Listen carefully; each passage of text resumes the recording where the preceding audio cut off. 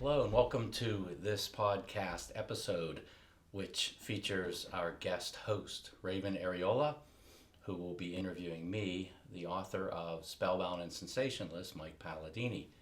Raven will ask me questions regarding the inception of the book, some ideas in it, and hopefully get some information out to you that supports what we discussed in the book and how I came to write it. So we thank Raven for being our guest interviewer and hope you enjoy the interview and the podcast.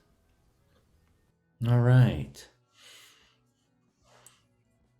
All right. So, So Mike, welcoming Raven Ariola back to the podcast here, the Addiction Pharmacy podcast, and we're gonna turn it around for this episode as Raven is going to do the interviewing and discuss my book Spellbound and Sensationless: A Drug War Vision, as he has read through it and is going to discuss a few thoughts that he has on it and try to get me to discuss in a little more depth what was behind a lot of the points and issues in this book. So I'm glad to have Raven on today, and he is going to take over as the interviewer and ask me all the questions. So ask away, Raven, and welcome. Awesome. Well, thanks, Mike, for having me. I feel honored to be able to host this guest interview, and I have your book right here. I'm a huge fan of it. I really enjoyed it, and I'm excited to.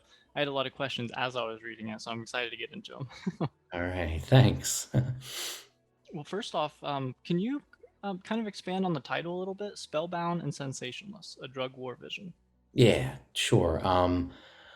Reading something a while back from a well-known psychiatrist, he described some of the long-term effects that he was seeing in people who were medicated, chronically over-medicated perhaps, and really described their state as being kind of in a spellbound nature where they really weren't aware of the fact that some of their, let's say, personality or some of their symptoms of the past had kind of changed and improved to some extent, but I like to say there was an opportunity cost with some of their um, other personality outputs. So they were almost in a spellbound state with the drug where some of their symptoms improved. Maybe they were sleeping a little better. Maybe they were not as aggressive or nearly as depressed or anxious. However, they weren't really enjoying many of the things that they had in their life now at this point. So they were giving up some of the things that they could enjoy or process emotionally for this countering to reduce some of their symptoms. So the word that this particular physician used was spellbound, and I like that, and I kind of related that to the fact that a lot of individuals who are in some abusive states with certain medications kind of take on that similar type of experience or daily behaviors where they're almost spellbound to the drug's effects. And then sensationless is the ultimate type of scenario where most of their sensations or abilities to relate to emotions or um, other people's input, their stimuli that they may be experiencing, they really become numbed out to the fact that all that really is matters is the sensation that the drug is giving, which is really kind of not at that point. So spellbound and sensationless is really the state of an individual who becomes um, really imbued in that full addiction state. The subtitle, "The Drug War Vision," is really I wanted something that looked at a drug war because that term is so overused, and it's how we look at drugs in our society. We're at war with this. We're at war with that. There's a drug war. We're going to solve our problems with substances via a drug war. And really, that hasn't worked since that whole terminology came into effect. So that's pretty well known by many is that that's not effective. That's not how we're going to solve anything. It just worsens matters for that point. But a drug war vision to me, and the way I'm using it, is if someone reads through the book, it really is descriptive of a personal drug war vision. I mean, a drug war is really just everyone's personal battle that they're going through. Why have drugs become part of the equation and why have they become a problem is because there's some internal conflict going on with an individual, and we can call it a war for our purposes, but that is to me every drug war is going to be a vision. It's going to be an independent individualized vision that somebody has that relates to their inner conflict. So it's their personal drug war vision. Yeah, that makes a lot of sense. Thank you for expanding on that because Spellbound and Sensationless is a great way to describe those who are kind of already those who are falling into that cycle of addiction. And with what you said, a drug war vision, it is an overused term, but with the way you put it, it being an individual war is really at the core of the story. So I can understand how that relates. Do you feel that that's what inspired you to write this book? Yeah, that was part of it. In working with so many individuals and seeing their struggles. Yeah, originally it was in my mind, I wanted to expose the challenges and barriers and stigma that people have to encounter when they're trying to seek some type of recovery from substance use, or they have to because the world doesn't appreciate that they can function in this state and we need to save them. And how do we do that? Well, we give more drugs, we put them on probation, they can't get jobs because of a record, on and on, all the struggles and barriers that are out there. And I saw that really holding a lot of people back and distracting them from what they really needed to do internally and really understand why they would use substances. Um, but as I started to consider how this story could be, it really became more of a relating what certain individuals that I knew personally as well as professionally, and just kind of a conglomeration of their characteristics that I wanted to tell a story about in that vein of being spellbound and sensationless and having their own drug war vision that really incorporated all those barriers that I was seeing and really wanted to um, tell in a story. Yeah, and it's definitely a powerful story, and you convey off that there are a lot of stigmas and a lot of barriers in during the road of treatment.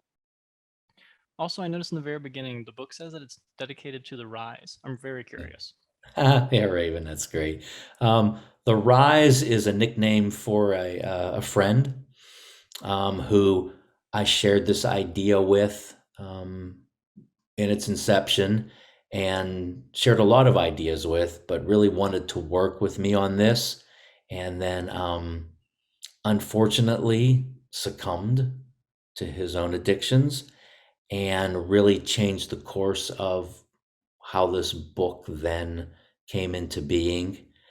It took on a more personal tone, and I really had a more personal story to tell that now became a story of a friend's struggles as well as the worldly and professional struggles of people that I worked with over time.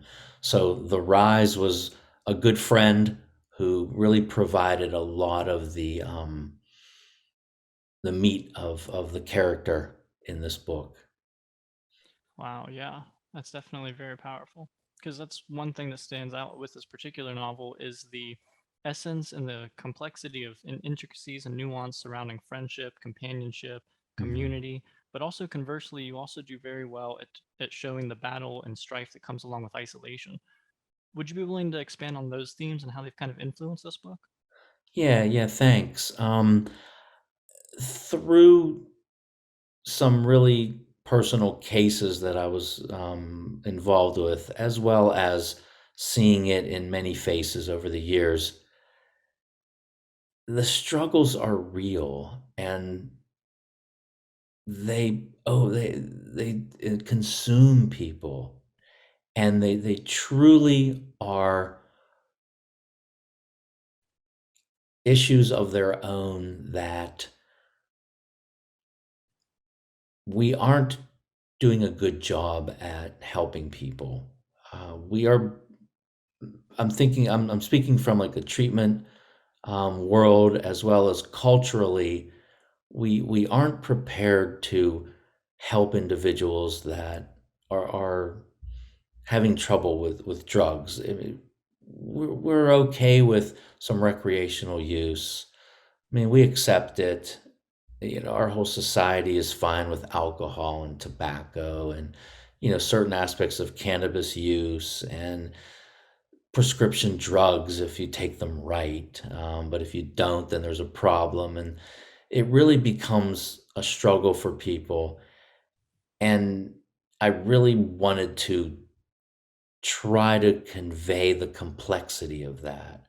And in a book that captures a certain time frame, my goal was to try to express the subtleties and the manners that these behaviors creep up on people, and the drugs are the driver. It's not like an instantaneous overnight change in an individual. It really is something that comes from a proper coping skill or mechanism to something that becomes habitual and relied upon and then overused and abused, and then everything else is forsaken. And so that's the spellbound part again. But it needs to be shown that it flies under the radar. It's very subtle. Individuals don't know that that's happening to them. And they're the last person to admit or recognize that, wow, things have gotten a little out of hand here, as everybody's telling them that, as things are changing in their life. Why is this happening? Why is this falling apart? Why can't I get along here? All of these types of things. Via a story, I tried to show that this is starting to happen. And as we're privy to seeing in relationship to a character that, you know, what they're reaching for isn't helping them. What the physicians are doing for them is making it worse. Nobody's really looking in to help this person, and we're placing all of the responsibility on them to get better, but we're really undermining their efforts. All of that combines into this complex whirlwind that a lot of people find themselves in and ultimately can't get out of it. Yeah, well put, well put. And what you said about there comes a point to where the drugs are the driver. And it's hard to admit, it's hard to confront, but even if no one you know immediately has been addicted to drugs, addiction has touched every single one of us on this earth at this point.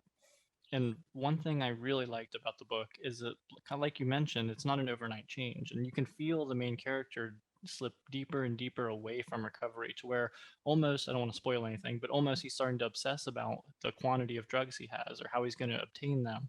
And I'm curious what you think of how he could have maybe interrupted that thought loop, or what do you think could have been more beneficial for him? Yeah. You see that frequently. And there's drug treatment now that takes the medication out of a patient's hands, because even having a bottle nearby, or going to a doctor, or going to a pharmacist, or hearing we used to joke about the rattle of the pills in the bottle was comforting to an individual. There's the philosophy now, or the strategy, is to take that away, because that's enforcing, and that reinforcing of having a medication tends to start to trigger all those old thoughts, all those old behaviors. So in our story, the idea that medications were involved with treating one aspect of the character's problems, his mental health issues, was really a driver of another aspect of his addiction. So it was not the proper thing to do, but it's done all the time. And that's the kind of um, treatment paradigm I'm trying to expose here that we don't do very well. And it's based in mass numbers and the way physicians have to prescribe. And it's let's just medicate. Let's continue to medicate, and it'll relieve symptoms, and it should work instead of the harder work of therapy and getting inside a person and understanding what they need. So the difference could have been a different approach from treatment, and recognizing that any type of medication here, or drug as we might want to say, could be problematic. Yeah, I see what you're saying, because in that particular instance, they were all kind of linked together in a very complex, very nuanced way of thinking. It's a very, very compounded issue. However, Yeah. conversely, Jason in the book, he has a really profound experience that I would stretch to say is therapeutic under the effects of psychedelic mushrooms, or quote unquote drugs. Right. How would you expand on your thoughts and beliefs regarding entheogens and how they can possibly maybe look at things from a different perspective? Sure. Yeah, the inclusion of a psychedelic experience as a form of therapy in this story um, kind of grew as the story grew. So it was included as an afterthought, or as the story was being written, because of the focus now and the attention on attempting to utilize some of these psychedelic drugs for a lot of these addictive behaviors, as well as mental health behaviors, and how we may be missing an entire treatment modality there that could be very useful, simply because of our archaic laws. So it was a little underhanded to slip this in there without really a deep explanation of the laws or anything, but I'm hoping that a sophisticated reader or anybody will understand, like, how does this enter? And I introduce it in kind of a layman's way, where some of the characters are talking about it and some of the issues with it where it's misunderstood and misapplied. So let's start thinking about it as therapeutic. So I put the characters through a small little trip and tried to describe what an experience might like that might be, in hopes that any reader would see the potential value there, which we're starting to see more and more of in many walks of treatment and medicine now, and even our media and culture starting to look at it differently. And I'm glad to see that. So I was committed to including something like this as as a way for the story to have a positive spin to it, and oppose the tried and failed ways of the other character. So let's, as you said, conversely, let's look at how something could be differently approached, and what would it do to an individual. And it really rounded out with the support, the better relationships, the open-mindedness of that character, the set and setting of it, the motivation is all there. All that is not present on the other side of the coin. So looking at this big complex matter, how can we parse it out to allow for more positive um, influences and experiences, as opposed to negative ones that we can't control? And I think that they juxtaposed pretty well in the story. Yeah, absolutely. I agree. And like I mentioned earlier, the biggest juxtaposition that I saw and I thought was a great kind of converse to one was going to be Mark going through a very isolated time, and his healing was very alone. However, Jason was, with his group therapy. He had a community. There was a widespread community of diverse characters. There were so many like inside jokes and so many like relationships building between everybody. It felt very like real around him, and there was a focus other than the next fix. Right, right. You're so right. And again, that is worlds away from the other character, or the other friend, Mark's experiences that were just being driven deeper and deeper inside himself. And that isolation, that lack of connection has been, shown to be integral and vital to recovery and coming away from that. Yeah. Um, Now, also, I'm really curious as to which character you relate to most. Well, I built the story so I could tell the story of Mark as the main protagonist, the main character, and to do that, you had to be a friend of his. And the character Jason, um, who is his good friend, who shares memories with him, their childhood friends, they discuss their musical backgrounds, their appreciation for art, just knowing each other as nearly like brothers. To be able to express that and write about that, you had to have that friend character that could you could relate that through. So that is kind of where my personal experience comes in through that character. So built into some aspects of it, there had to be a friend that knew this person and we could tell some of these stories, and that's where I injected, myself. Yeah, that makes a lot of sense, and I can definitely see why you'd be able to come at it from that perspective, but also be able to provide other perspectives like the leading group counseling, etc., and Mhm. all the other miscellaneous characters that are throughout the book. One thing that I thought was very powerful throughout the novel is how Mark is introduced to pharmaceutical drugs through his mother. And I feel that's incredibly common. But I want to know what you think and how that may have later informed his substance use disorders. Yeah, I mean, as a true story and as an example of many things you see, that's unfortunate because I spend a lot of time talking to prevention networks and prevention professionals, and how can we minimize, these sort of relationships and misfortunate substance use scenarios, and it's not easy.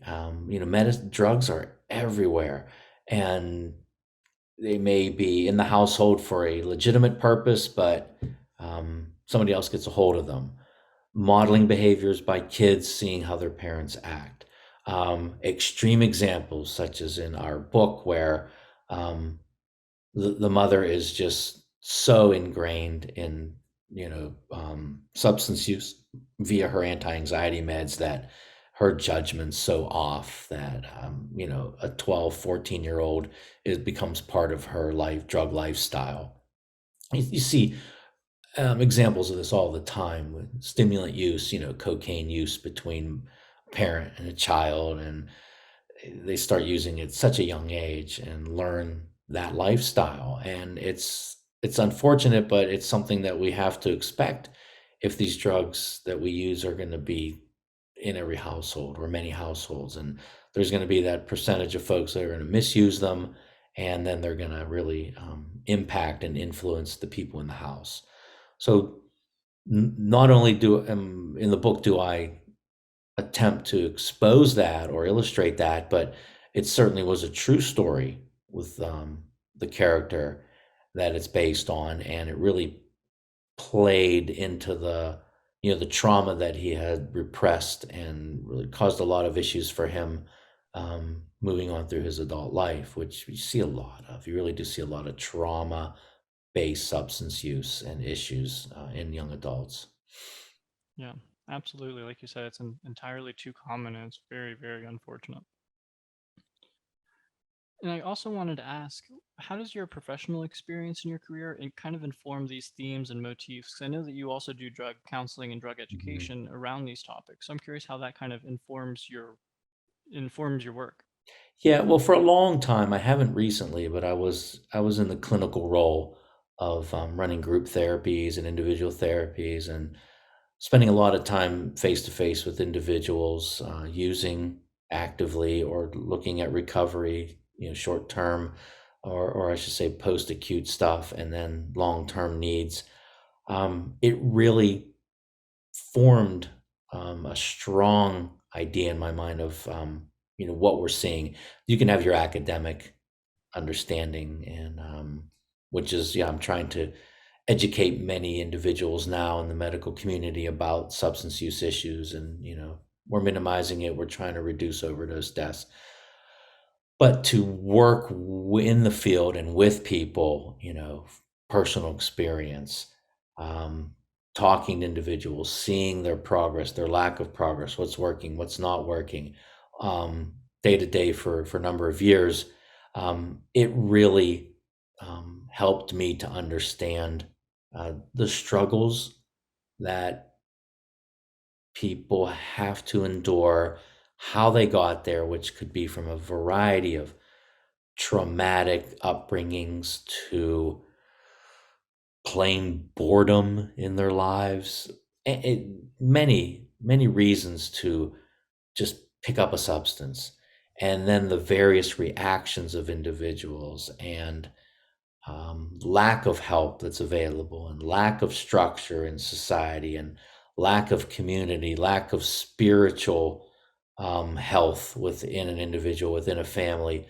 All of this starts to combine into almost like a coming to the drug, or a worship of the drug culture, where it becomes, the driving force of their joy. It's their dopamine load that they discover at a young age. And their minds, we don't talk a whole lot about neurology,